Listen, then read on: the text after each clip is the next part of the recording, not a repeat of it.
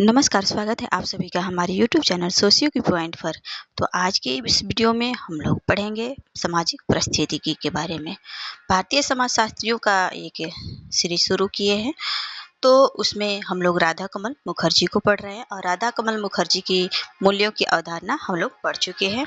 तो आज के इस वीडियो में हम लोग पढ़ेंगे सामाजिक पारिस्थितिकी के बारे में। सामाजिक पारिस्थितिकी की अवधारणा आर.के. मुखर्जी देते हैं। तो इसके बारे में थोड़ा सा सबसे पहले हम लोग समाज पारिस्थितिकी के चर्चा करेंगे। पारिस्थितिकी जो शब्द है, इसका सर्वप्रथम प्रयोग अर्नेस्ट हैकल द्वारा किया गया, जो कि एक जीवशास्त्री थे और इसका प्रयोग उन्होंने 1980 में किया था। तो ये इकोलॉजी जो शब्द है, ये दो शब्दों से मिलकर बना है। कौन कौन सा शब्द? तो इको और लॉजी, जिसमें इको का अर्थ पर्यावरण से संबंधित है, जबकि लॉजी का तात्पर्य ज्ञान की शाखा या विज्ञान से है। तो इस तरह हम कह सकते हैं कि पारिस्थितिकी शास्त्र पर्यावरण का अध्ययन करने वाला ज्ञान की एक शाखा है। पारिस्थितिकी जो है वो पारिस्थितिकी विज्ञान ये समस्त पृथ्वी और उसके परिवेश का समस्त अध्ययन इसमें सम्मिलित होता है। तो जहाँ तक मनुष्यों का मानवों का प्रश्न है, तो क्या है कि उसके चारों ओर की भौतिक और सामाजिक दशाएं उसे प्रभावित करती हैं। मानवों को उसके चारों ओर जो भी भौतिक या सामाजिक दशाएं हैं उसे प्रभावित करती हैं, और एक सामाजिक प्राणी होने के नाते वह स्वयं भी समाज के अनुकूल ढल जाता है और वह पर्यावरण निर्माण की क्षमता भी रखता है। मानव जो है पर्यावरण निर्माण का क्षमता भी रखता है, यानी कि मनुष्य जो है वो वातावरण से केवल प्रभावित ही नहीं होता है, बल्कि स्वयं भी पर्यावरण को प्रभावित करता है। तो आगे हम लोग आर.के. मुखर्जी के अनुसार इसकी परिभाषा जानेंगे। सामाजिक पारिस्थितिकी के बारे में आर.के. मुखर्जी क्या कहते हैं कि पारिस्थितिकी विज्ञान ज्ञान की वह शाखा है। पारिस्थितिकी विज्ञान ज्ञान की वह शाखा है जिसमें एक प्रदेश विशेष की परिस्थितिगत अवस्थाओं, मानवीय संबंधों, व्यवहारों, सामाजिक संस्थाओं और मानवीय अनुकूलन की प्रक्रियाओं के बीच में पाए जाने वाले अंतर संबंधों का विश्लेषण या व्याख्या किया जाता है। आगे हम लोग थियोडरसन के अनुसार जानेंगे। इनका कहना है कि पारिस्थितिकी शास्त्र जो है वो मानव और उसके पर्यावरण का अध्ययन है। पारिस्थितिकी शास्त्र क्या है? मानव और उसके पर्यावरण का अध्ययन है। आगे हम लोग क्यूबर के अनुसार जानेंगे पारिस्थितिकी का परिभाषा।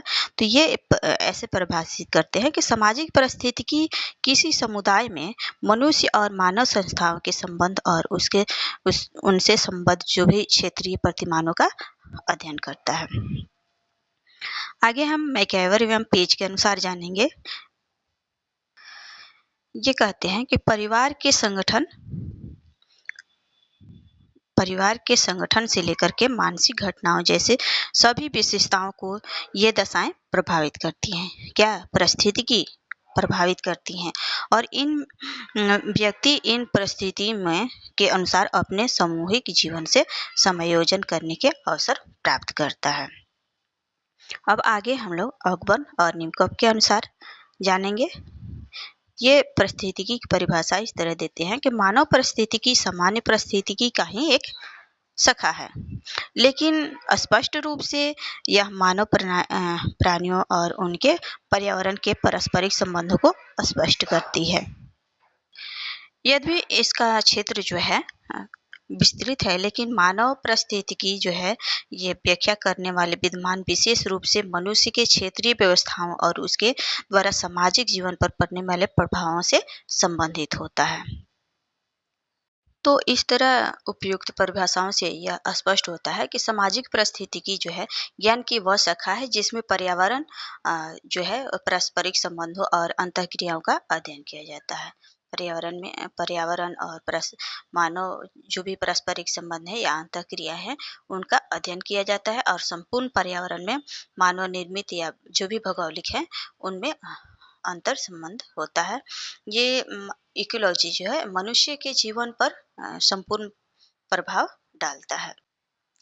तो आगे हम लोग जानेंगे सामाजिक पारिस्थितिकी की विशेषताओं क्या है ये हम लोग जानेंगे तो समाज विभिन्न परिभाषाओं के आधार पर पारिस्थितिकी जो है उसकी विशेषताओं पर चर्चा कर सकते हैं कि इनमें कौन कौन सी विशेषताएं हैं। तो सबसे पहले ये विशेषता हो जाता है कि इसके अंतर्गत मानव और उसके पर्यावरण का अध्ययन किया जाता है। क्या किया जाता है?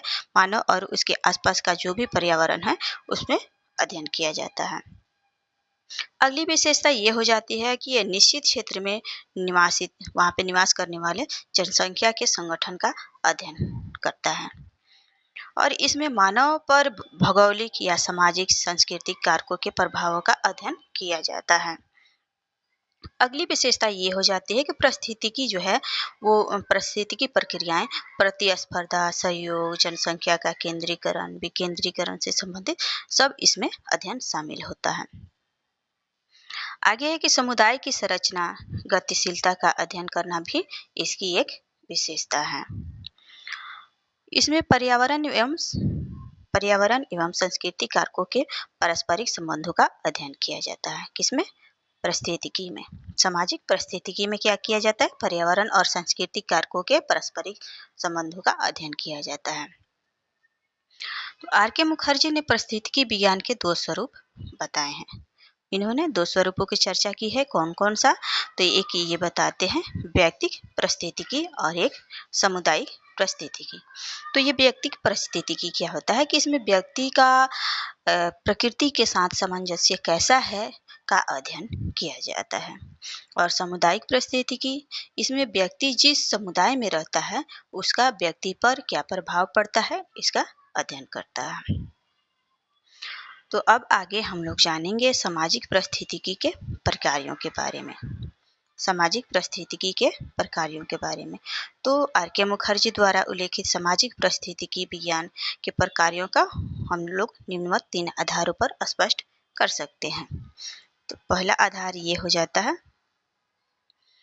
कि अंतः प्रक्रिया में लगे मनुष्यों एवं अंतः संबंधित मानवीय संस्थाओं का एक प्रदेश विशेष के साथ अनुकूलन का प्रक्रिया को स्पष्ट करना और जिसमें उस प्रदेश की मिट्टी, जलवायु, भूमि, प्रकृति आदि के साथ साथ क्या होता है कि पेड़ पौधों और पशु समुदायों में भी अनुकूलन है।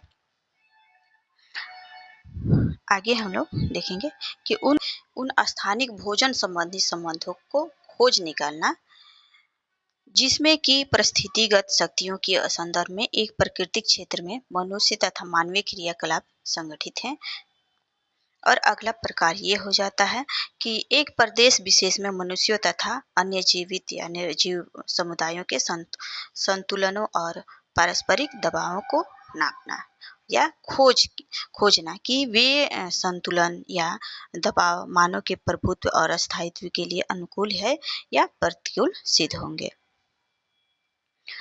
आगे हम लोग आर के मुखर्जी के अनुसार सामाजिक पारिस्थितिकी के उद्देश्य जानेंगे कि राधा कमल मुखर्जी ने कौन कौन सा सामाजिक पारिस्थितिकी के उद्देश्य बताए हैं।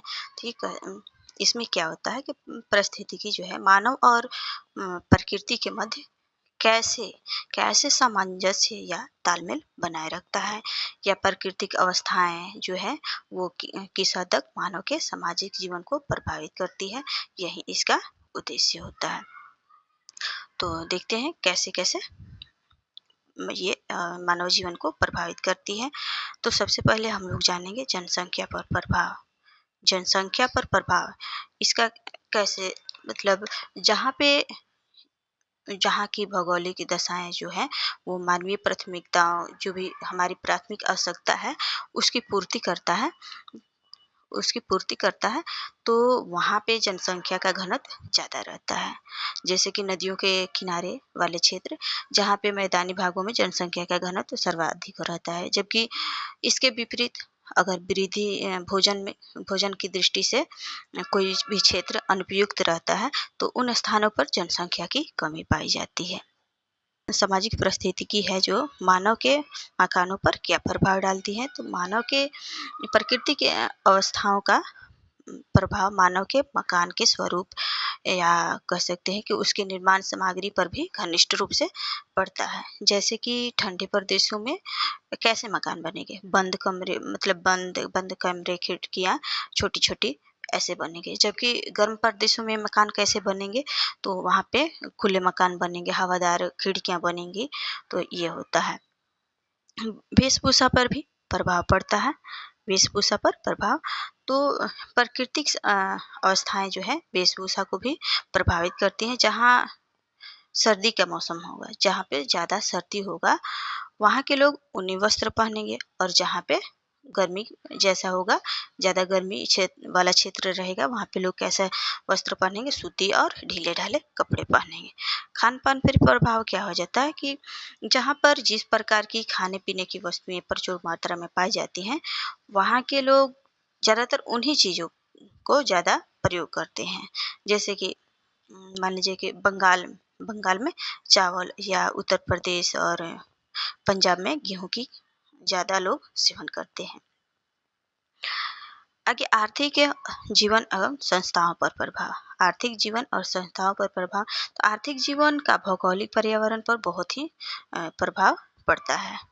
जैसे कोई उद्योग धंधा उसी स्थान पर पनप सकता है जहाँ पे उस उद्योग धंधे के लिए कच्चा माल या जो अनुकूल पर्यावरण वहाँ पे उपलब्ध हो, तो वहीं पे क्या होगा, ये फल फूल पाएंगे। आगे संस्थाओं पर इसका क्या प्रभाव पड़ता है। संस्थाओं पर इसका क्या प्रभाव पड़ता है, तो क्या होता है कि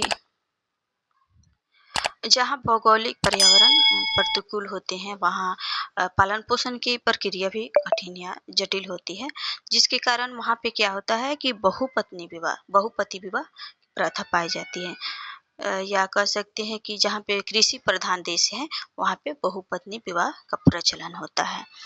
आगे हम लोग जानेंगे कि धर्म कला या और साहित्य पर इसका क्या प्रभाव पड़ता है। तो व्यक्ति जिस प्राकृतिक पर्यावरण में रहता है, उसके प्रति वह क्या करता है, प्रेम और श्रद्धा उसे होता है, और उसको जीविका पालन में उसे मदद मिलती है। तो व्यक्ति उन्हीं वस्तुओं को देवता मान करके उन पर आस्था रखता है और उन्हीं की पूजा अर्चना करता है। अतः हम कह सकते हैं कि भौगोलिक पर्यावरण जो है वो धर्म को भी प्रभावित करती है। तो आगे अब हम लोग जानेंगे परिस्थितिगत अवस्थाओं के अनुकूलन के प्रमुख 3 स्तर।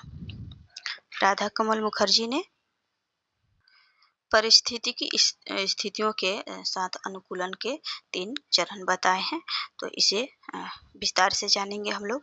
तो प्रथम स्तर में ये कहते हैं कि इसमें आदिम कालीन समुदायों की प्रकृति पर अत्यधिक निर्भरता के कारण उन पर परिस्थितिगत अनुकूलन का दबाव होता था, क्योंकि उनके पास इसका कोई विकल्प नहीं था।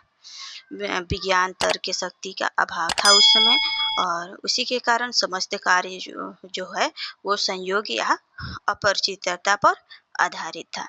ये कुछ ये जो अगस्ट कम्प का त्रिस्तरीय सिद्धांत है उसी के जैसा है। दूसरा स्तर इन्होंने बताया है कि इस स्तर पर मनुष्य की परिस्थितिगत संबंधों की विशेषता तार्किकता और क्रमबद्धता थी। संरक्षण, भोजन, आवास या पूजा से संबंधित पर्यावरण के साक्षी उनका तार्किक और क्रमबद्ध अनुकूलता को देखने को मिलता है इस दूसरे स्तर में। और तृतीय स्तर में क्या देखने को मिलता है, तृतीय अवस्था में, कि आधुनिक व्यवहारिक परिस्थिति विज्ञान से संबंधित है। ये जो कि जैविक परिस्थितिकी के सहयोग से व्यक्ति का भविष्य में उत्तरोत्तर या अग्रगति की आशा करता है। इसमें इस बात को स्पष्ट किया जाता है कि व्यक्ति प्रकृति का दास नहीं है, बल्कि क्या है कि उसका सहयोगी भी है, जिसके माध्यम से वह समाज कल्याण और प्रगति के लिए कार्य कर सकता है। तो मनुष्य की वैज्ञानिक तरक्की और सोच मनुष्य और उसकी परिस्थिति के बीच में पारस्परिक संबंध को और भी अधिक घनिष्ठ और गहन करता है। परंतु आधुनिक समाज में जो ज्ञान विज्ञान औद्योगिकी के निरंतर वृद्धि निरंतर जो वृद्धि हो रही है या प्रगति से क्या हुआ, प्रकृति या प्राकृतिक चीज़ों से छेड़छाड़ करके क्या हो चुका है, ग्लोबल वार्मिंग जैसे परिस्थितियों को जन्म दिया है। और क्या प्रकृति और मानव की निर्भरता को इसने कम कर दिया है। इसके इसके लिए अनुकूल बनाए रखने के लिए इसके लिए अनुकूल बनाए रखने की नितांत आवश्यकता है। अतः जो है राधा कमल मुखर्जी द्वारा इन वनों के वनों के संरक्षण का आग्रह और फसलों के हेरफेर का आग्रह और समन्वित विकास का पर जोर दिया गया, इसकी बात करते हैं। तो वीडियो के लास्ट तक बने रहने के लिए आपका बहुत बहुत धन्यवाद। आज का क्लास इतना ही। अगर आपको हमारा वीडियो पसंद आता है तो लाइक, सब्सक्राइब एंड शेयर जरूर करें। धन्यवाद।